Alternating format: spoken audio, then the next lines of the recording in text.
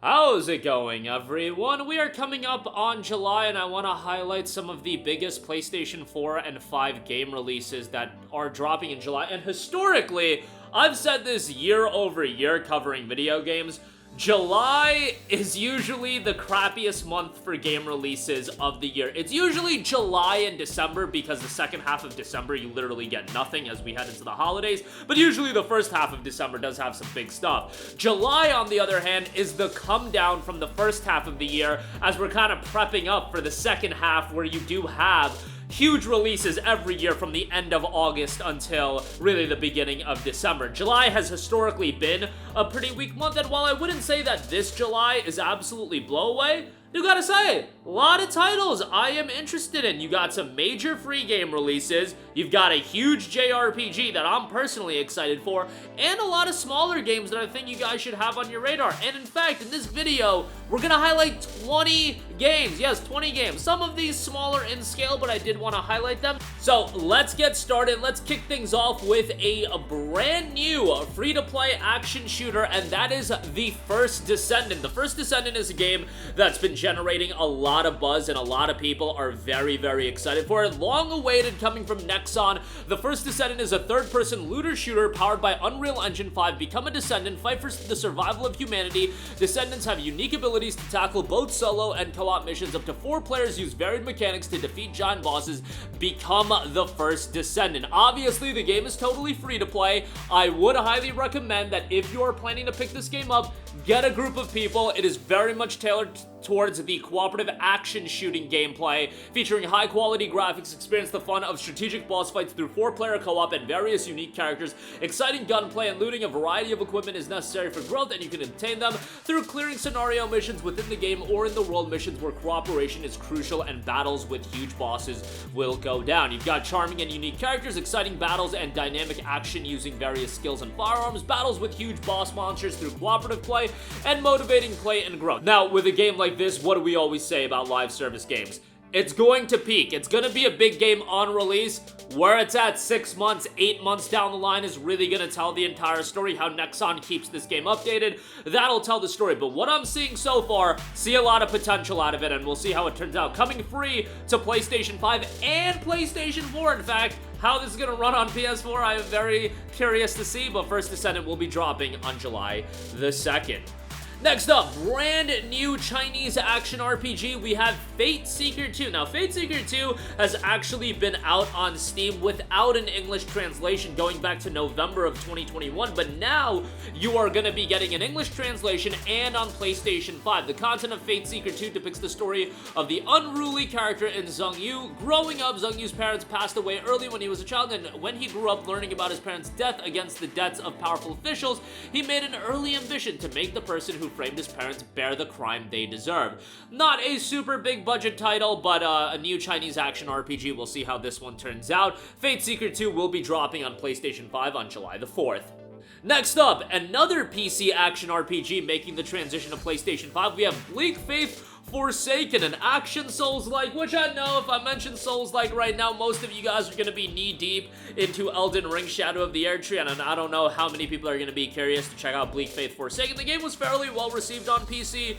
Explore the last remnants of civilization in this vast, unforgiving, and interconnected world. Learn what is left of its history, discover pockets of nature life in the perpetually expanding omni-structure, lose yourself in a journey unlike any other, find your purpose in the world. The game's got a mostly positive reception on Steam, 2,000 reviews, and 71% of those reviews are positive. Metacritic has it at a 63, so not incredibly well received. But Bleak Faith Forsaken will be dropping on July the 5th. Next up, another major free game release. We have Zenless Zone Zero. Now, Zenless Zone Zero is certainly going to have its target audience. Outside of that, I think people are going to be, not as into it. But Hoyoverse games have a large audience, and Zenless Zone Zero is their latest release. The game notes dual identities, a singular experience. In the near future, a mysterious natural disaster known as Hollows has occurred. A new kind of city has emerged in the disaster-ridden world, New Eridu. This last oasis has mastered the technology to coexist with Hollows and is a home to a whole host of chaotic, boisterous, dangerous, and very active factions. As professional proxy, you play a crucial role in linking the city and the Hollows. Your story awaits. Build your squad squad and fight fast-paced battles. Zenless Zone Zero is an all-new 3D action game from Hoyoverse, here to provide a thrilling combat experience. Build a squad of up to 3 and begin your assault with basic and special attacks. Dodge and parry to neutralize your opponent's counterattacks, and when they're stunned, unleash a powerful combo of chain attacks to finish them off. Immerse yourself in the unique style and music in various factions and stories intertwined throughout. Zenless Zone Zero drops on July the 3rd. Gonna be a major free release. We'll see how it turns out. Next up, we have a brand new throwback boomer shooter in Exophobia. Exophobia has you explore and fight your way through a crashed human spaceship infested with relentless hordes of aliens as you become more powerful with exciting weapon upgrades and power-ups in this retro-inspired first-person shooter. These boomer shooters, throwback shooters, certainly have their audience, and I like to see them gain traction. Exophobia will be dropping on July 23rd. Next up, a brand new Metroidvania, we have Bioframe Outpost. Bioframe Outpost is a 2D sci-fi action-adventure game dedicated to exploration, experimentation, emergent gameplay, and narrative. Its photography-based approach to non-linear exploration and action gameplay offers a fresh take on Metroidvania gameplay, and I think offering a fresh take to the Metroidvania gameplay is incredibly important these days, given how, let's just say, oversaturated the market is. You kind of have to do your own thing. You can't just be a good game. A good game will only get you so far in a market that has so many high-quality Metroidvanias.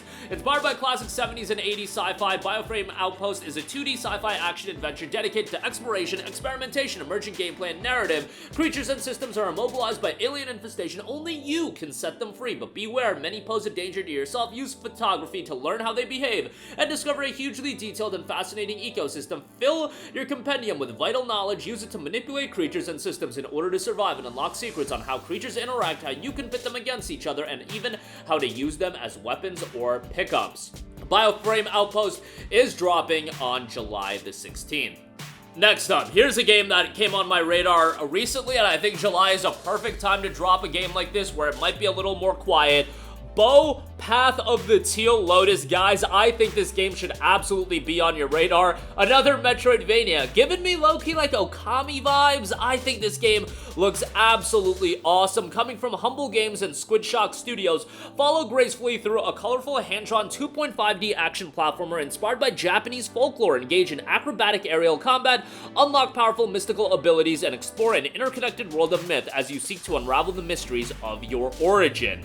The presentation in this game is absolutely stellar, and I think it looks phenomenal in that regard. The game notes undertake a mystical journey as Bo, a celestial blossom, descended from the heavens to fulfill a mysterious ancient prophecy. Use your legendary bow staff to bounce and glide fluidly through an otherworldly realm of hand-drawn dreamlike landscapes, strange and adorable yokai, and massive monsters summoned from ancient legends of Japan. Bo Path of the Teal Lotus will be dropping on July 17th. Again, I think this game looks awesome, and I think it absolutely should be on your radar. One that I don't see a lot of people talking about, but one that I do think can end up surprising a lot of people. Again, that drops July 17th. Next up, we have a PC game coming to PlayStation 5, and that is Deadlink. Get ready to put a sizable dent in the profits of mega corporations in Deadlink, a guns-blazing cyberpunk FPS with roguelike elements. Your mission is to conduct covert ops while piloting a humanoid combat shell, and no, covert doesn't mean quiet. Yes, this game is over-the-top action at its finest in a cyberpunk environment. Game's got a very positive reception on Steam, 2,620 reviews, and that has it at 91% positive. Deadlink will be dropping on PlayStation 5 on July 30th. Next up, long-running franchise gets its latest outing. We've got Earth Defense Force 6. Look, EDF has been around for a very, very long time, and if you want wacky, over-the-top action gameplay, look no further than EDF. Live the future of despair. The year is 2024 AD. The survivors fought against the remaining threats while trying their best to continue their recovery. 3 years passed. In the year 2027, in a new world without hope, the time has come to once again resist the fate of Earth. The largest volume in the history of the series supports online cooperative play, the largest number of missions and weapons ever included. All missions support online co-op play for up to 4 players. Take control of 4 different soldier classes and fight alongside real EDF members from across the country. Earth Defense Force 6 will be dropping on July 25th. Next up, we have the Star Named EOS. The Star Named EOS is another game that's not getting a lot of attention, but it's a story-rich puzzle adventure built around photography. Recreate compositions of past photos to uncover the truth of a family mystery. Experience a harmonious mixture of beautiful hand-drawn art and engaging puzzles on a journey of reminiscence. The Star Named EOS will be dropping on July 23rd. Next up, here's a brand new game coming from Capcom, not getting a lot of attention, but I think it looks quite good as an action title. Kunitsu-Gami, Path of the Goddess. A new tale of the Kami awaits. Kunitsu-Gami, Path of the Goddess is a unique Japanese-inspired single-player Kagura action strategy game. The game takes place on a mountain covered by a defilement. During the day, purify the villages and prepare yourself for sundown. During the night, protect the maiden against the hordes of the Seath. Repeat the day and night cycle until you cleanse the mountain of defilement and return peace to the land. The game notes a unique Japanese-inspired world. The Seath emerge from the Torii gates to the other world when the sun sets. This enemy, which has a variety of different abilities, attacks at night under the cover of darkness, targeting the mating. Exhilarating sword dance action, a fusion of action and strategy as well, and purify the gates of the defilement. Kunitsu-Gami, Path of the Goddess drops on July 18th. Next up, we have Nobody Wants to Die. Lose yourself in the dystopian world of New York 2329. Immortality comes at a price that someone has to pay. In this interactive noir story, you lead the investigation using advanced technology as Detective James Kara, who risks it all in the pursuit of a serial killer targeting the city's elite. Definitely comes across more of an investigative, narrative-driven title, so it might not be for everyone, but if you're into your story-driven titles, that's definitely one to keep an eye on. Nobody Wants to Die will be dropping on July the 17th.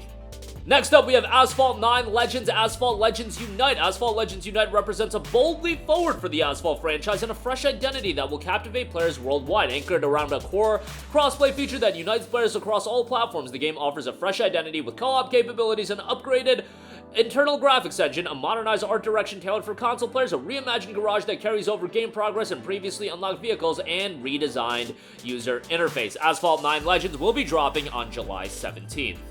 Next up, we have Final Fantasy XIV Dawntrail, obviously an absolutely enormous release. Now, if you do pre-order FF14 Dawntrail, you do get to play it a few days early. It's not buy the deluxe edition and play a few days early or anything like that, but FF14 Dawntrail symbolizes a brand new arc for Final Fantasy XIV, quite possibly and probably the most successful MMO and one of the greatest comeback stories in gaming history. I'm not a big FF14 player, but I can respect what Square Enix has accomplished, and I was one that played Final Fantasy XIV back when Realm Reborn came out on the PlayStation 3. You guys remember that? Yeah, I remember it. I believe it was August of 2013.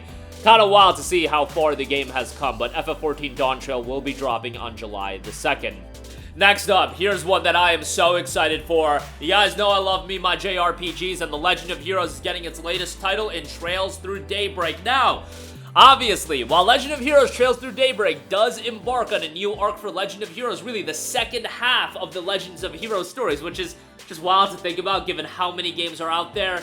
Really, you should circle back and at least play some of the games. You can't really play the Sky Trilogy on PlayStation platforms unless you dig up your PSP or PS Vita. However, the Sky Trilogy is available on PC and a toaster can run those games. The Crossspell games, Trails from Zero and Trails to Azure, are both available on PlayStation, and obviously all of the Cold Steel games are available on PlayStation, and Trails into Reverie is available on PlayStation. So the majority of games are available on PlayStation. Look, I talk about Yakuza being a relatively daunting franchise to get into. Take that and up it by 100 when it comes to Legend of Heroes. You're not talking about several games you have to play through. You're talking about several 80, 100-hour JRPGs that you have to play through. Yeah, you can rush through them and finish them a little bit quicker, but you get the idea. These are gargantuan experiences, and they all tie together. And one of the strongest elements of Legend of Heroes is the remarkable, the outstanding world building, the character development, the story, and how it weaves together. Look,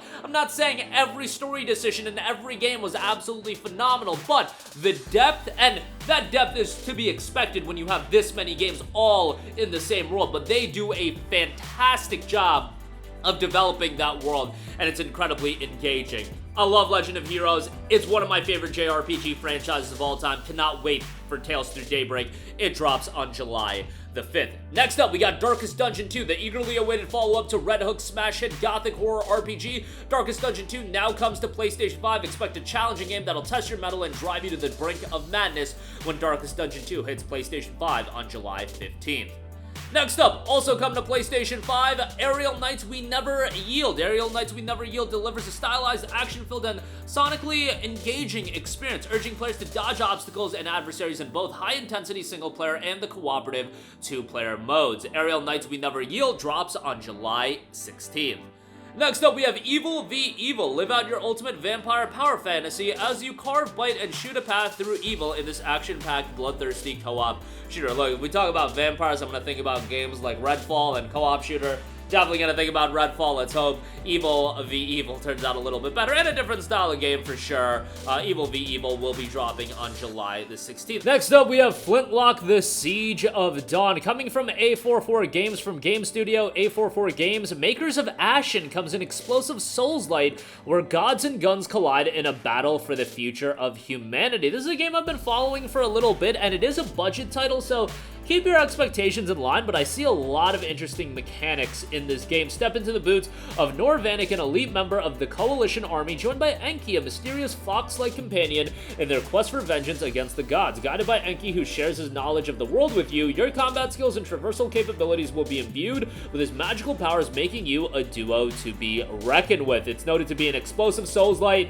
Flintlock retains elements of the Souls-like genre and infuses it with rapid mobility, resulting in dynamic and explosive combat. Weave in melee, gunpowder, and magic in rhythmic battles, where combos chain together to create a deadly dance. Use Nor's gunpowder abilities to exploit verticality to your advantage and deal death from above, or quickly recover from danger. A world scarred by the gods. Unleash upon the world the vengeful gods on a rampage, intent on causing chaos and the downfall of mankind. Flintlock: The Siege of Dawn drops on July 18th. Lastly, throwback horror title, we have Conscript. During the First World War, a lone French soldier must navigate twisted trenches, scavenge for limited supplies, and solve complex puzzles, all while fighting for survival in the midst of mankind's most brutal and horrifying conflict. Conscript is a new take on classic survival horror that'll be dropping on July 23rd. But that'll do it for me. Again, I think July has some low-key titles that you guys should absolutely have on your radar. First Descendant, Zenless Zone Zero, those are gonna get some attention. They're free titles, and First Descendant especially, I feel it's got that level of buzz. We'll see the sustainability. But guys, Path of the Teal, Lotus, that's a game I think absolutely should be on your radar. Legend of Heroes Trails Through Daybreak, I get it. If you're caught up, you're excited for it like me, but maybe circle back and play through some of those games, and a lot of other titles as well. FF14 Dawntrail is going to be big, but obviously if you do pre-order it, you get to play it a little bit early. You get the idea, but that'll do it for me. Sound off with all of your thoughts in the comments section down below. Thank you for watching, and goodbye.